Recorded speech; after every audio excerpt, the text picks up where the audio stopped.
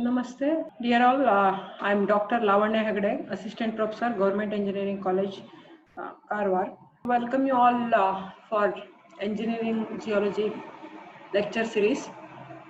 In that, we are discussing Module 4, that is hydrogeology.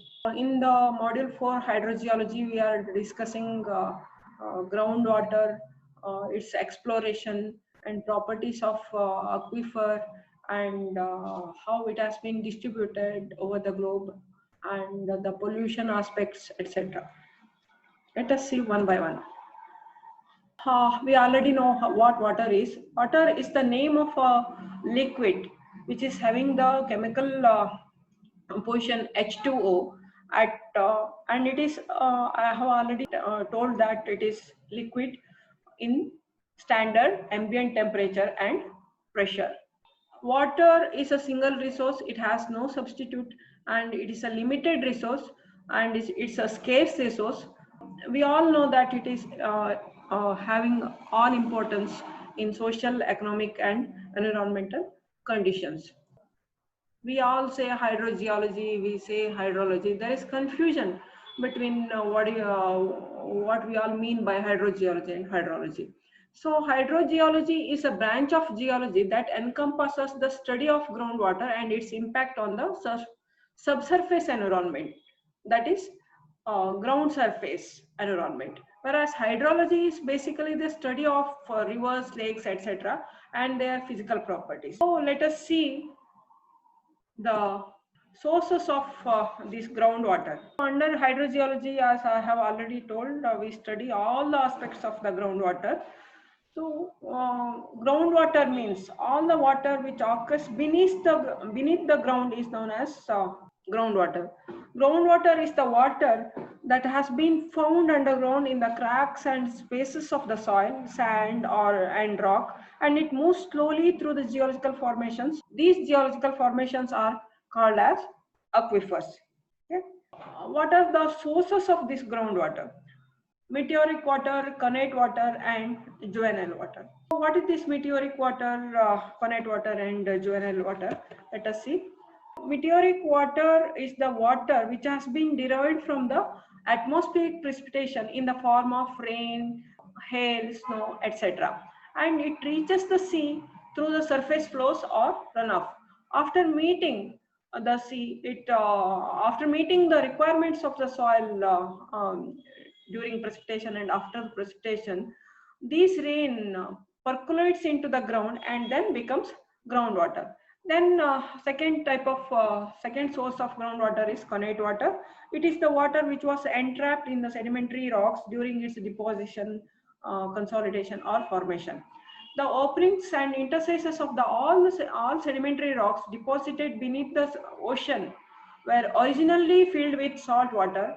After the rocks have been lifted above the sea, fresh water slowly drives out and replaces this salt water. It exists as pockets of stagnant water, especially in structures which hold oil and gas and which have been flushed out with the fresh surface.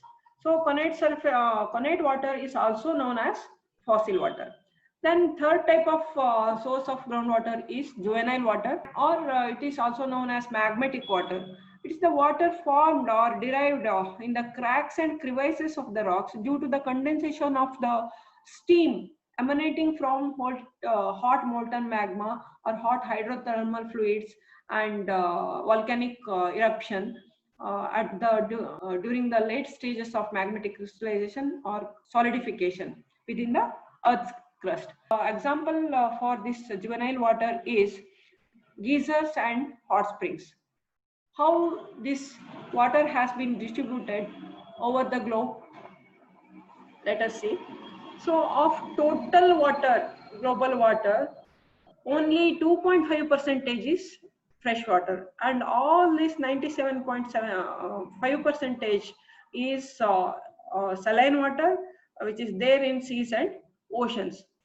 Of this freshwater 2.5%, glaciers and ice caps comprise or contain main percentage, that is nearly 69%.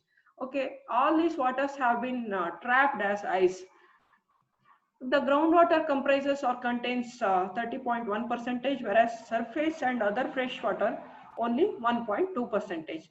This surface and other fresh water, that this 1.2 percentage has been once again divided into these water bodies, that is ground ice or permafrost regions 69 percentage, lakes 20.5 percentage, soil moisture 3.8 percentage, swamps and marshes 2.6, rivers 0.49 percentage, living beings us like human beings, plants, etc. 0.26 percentage, atmosphere 3 percentage. See the rivers, it is having only 0.49 percentage of this fresh water, surface fresh water.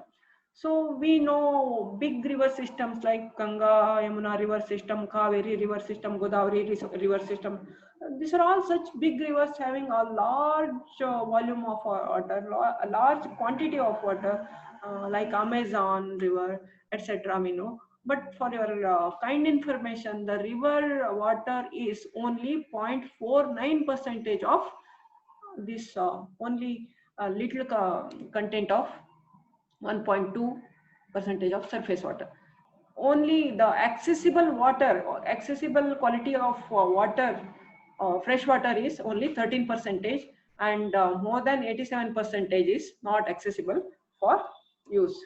So let us go for hydrological cycle. So hydrological cycle contains uh, 5 stages, that is evaporation and condensation, then precipitation, then infiltration, and once again groundwater flow or surface water flow towards ocean. Once again, the cycle starts or originates. It's a never-ending process. So sun is the key factor or the controlling factor of the hydrological cycle. Let us discuss one by one. The hydrosphere, the atmosphere, and upper part of the lithosphere consists the three main media in which the water of the earth circulates. The circulation of the water from the ocean to atmosphere, the atmosphere to lithosphere, and the lithosphere to the oceans through the complex and interdependent processes, including this precipitation, runoff, groundwater flow, evaporation, evapotranspiration, is called hydrological or hydrogeological cycle. The sun is the key factor, as I have already told, which drives the water cycle, heats the water in the oceans.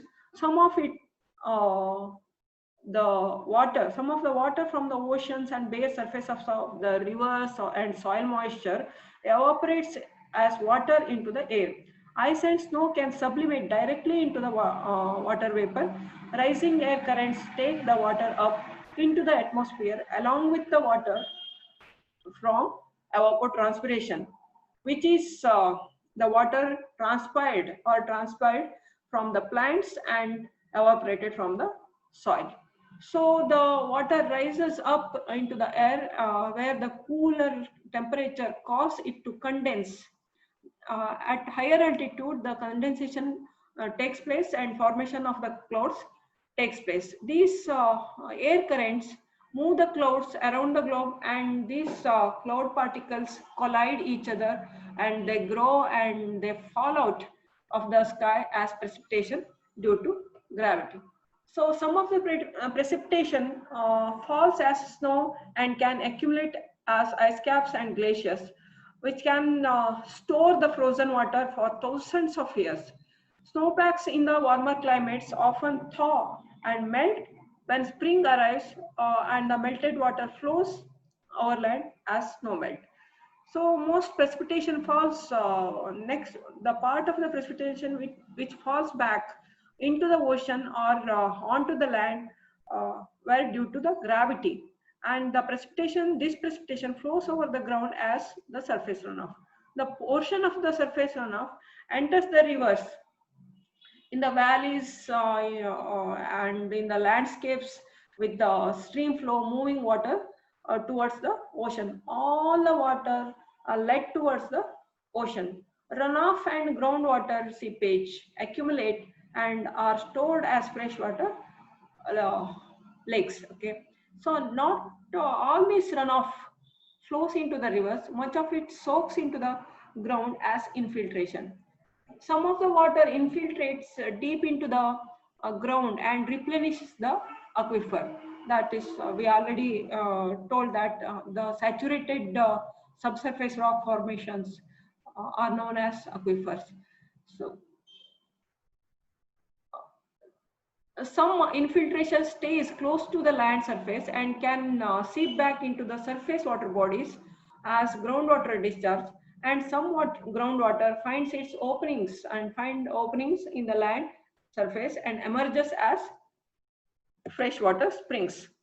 So now let us try to summarize the hydrogeological cycle, that it contains mainly 5 parts. Due to sun's radiation, the evaporation from the water bodies like seas, ocean, rivers, soil moisture takes place. This soil moisture evaporation moves up uh, to the higher altitudes. At higher altitudes, due to the cooler climate or air currents, the cloud formation, that condensation takes place. That condensation results into precipitation. The part of the precipitation flows as runoff and finds its ways to the rivers and finally joins the sea, and part of the precipitation percolates into the ground and infiltration takes place. That is known as infiltration. That infiltrated part of the ground water becomes the part of the groundwater. Some of it's available to the plants for its photosynthesis purpose, and it is once again evaporated to the atmosphere as evapotranspiration, and some part once again flows towards the ocean only. And once again the cycle starts due to sun's radiation, the evaporation starts. That such, such that the hydrogeological cycle is a never-ending cycle. It acts as a giant pump. So let us see the subsurface distribution of the groundwater. It's also known as vertical distribution of the groundwater. Under the surface, the water occurs into 2 separate zones. Okay, one is zone of aeration and other one is zone of saturation. So let us discuss one by one.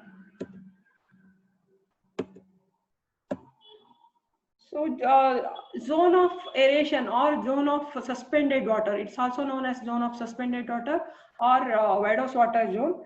So in this zone zone of aeration extends from ground surface down to the capillary fringe, at the end of the capillary fringe. Okay, so the zone of aeration contains or subdivided into mainly 3 zones, subzones. One is soil moisture zone or soil water zone. Second one is intermediate zone or hygroscopic zone, and third one is capillary fringe. Let us discuss soil water zone. The belt of the soil water, which constitutes the upper portion of the zone of aeration, is limited to the surface layer penetrated by roots. So its thickness varies with the soil type and vegetation. The belt of soil water is the greatest reservoir of the water, which is available for the root moisture, upon which the plant life depends. The water of the zone of aeration includes stored water, which occurs as attached films on the surface of openings and as wedge-shaped bodies at the junctions between the interstices. Okay, so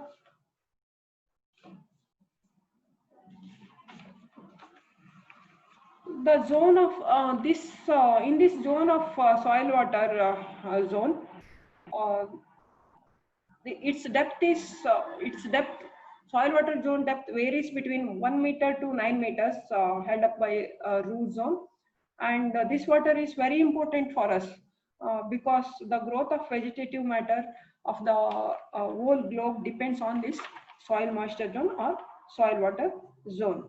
So in this zone, the water infiltrates to the water table, towards the water table under the influence of gravity.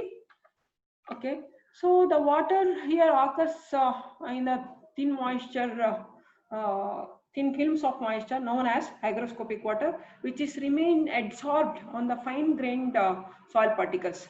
Temporarily, the soil water zone may contain the water in excess of capillary water from rainfall and or irrigation. This gravitational water drains through the soil under the influence of the gravity. I have already told that. So then comes intermediate Vados zone. This zone extends from the lower edge of the soil water zone to the upper limit of the capillary zone. The thickness may vary from 0, where the bounding zones merge with high water table approaching ground surface, to more than 100 meters under deep water table conditions. The stored water above the capillary fringe is called as pellicular water. Okay. So it's a Latin word. Pellicula means skin. The excess of water is free to travel downward towards the water table is referred as gravity water or Vados water. Water moves freely under the control of gravity here, and only after the grains or rocks have been coated with pellicular water. So then comes capillary zone or capillary fringe.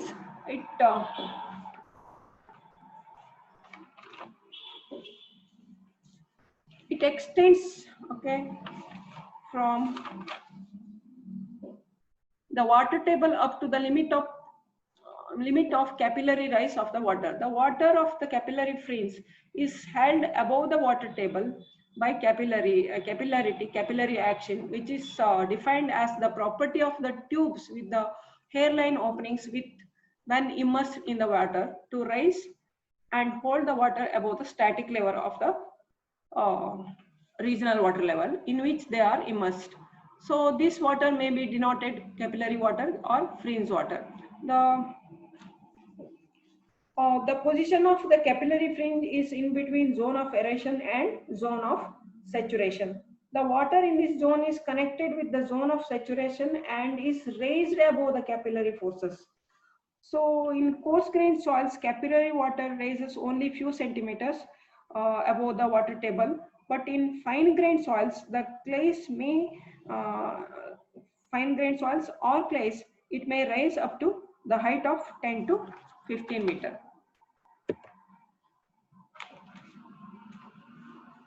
So next zone is zone of saturation. In the zone of saturation,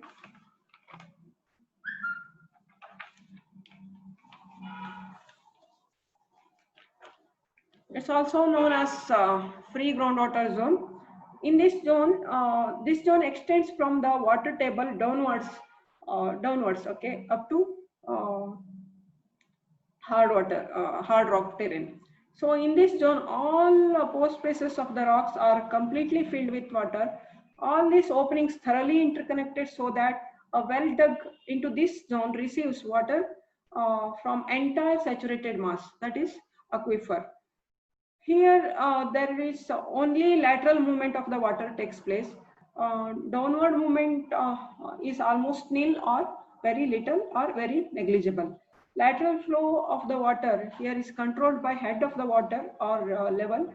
So water from higher head to lower head to achieve the lower surface is known as water head or water level. It controls the movement of the water or water level. So then let us move towards the water table. What do you mean by water table? The water table is the upper limit of zone of saturation, and water table rise and fall with the seasonal moisture. Okay, water table is a gently curved surface below the ground at which Vados zone ends and saturation zone begins. So water table follows the surface topography, and it is a subdued form of topography. Water table fluctuates with the amount of precipitation. So seasonally, the change in water table takes place. The outcrops of the water table are springs and beds of the rivers. Okay, yes, springs.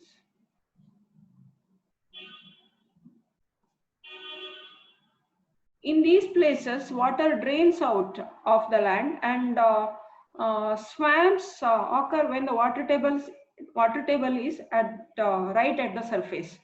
Okay. In desertic condition, water table may lie hundreds of meters below the surface.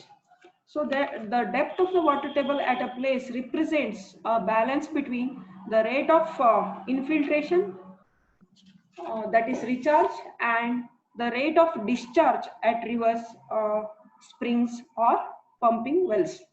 Any imbalance in such as seasonal fluctuations of rainfall or raises or lowers the water table. Right. So to sum up, all water occurring beneath the ground is known as groundwater. It has been estimated that the volume of the water in the upper 0.8 kilometer of the continental crust is nearly 20 times greater than the combined volume of the water in all the lakes and rivers. The chief rivers sources of groundwater is uh, meteoric water, connate water, and juvenile water. Uh, uh, the hydrological cycle and its components like sun evaporation, condensation, precipitation, infiltration, and subsurface flow and the surface flow are different parts of the uh, hydrogeological cycle. And when we come to the occurrence of groundwater or distribution of the groundwater, it has been distributed into three main zones.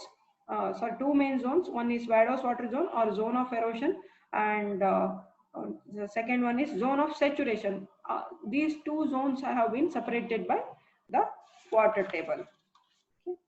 So this is all about the first part of module 4, hydrology. And perched water table. A perched water table is the accumulation of groundwater that is above the water table in unsaturated zone. The groundwater is usually trapped above the impermeable soil or layer such as clay, and actually forms a lens of saturated material in the unsaturated zone. So this is perched water table. So in desertic condition, people may confuse perched water table as a water table, and it is supported by, or it is underlain by impermeable layer. Only limited content of water is available in perched water table or perched water bodies. So thank you. Let us meet in next class.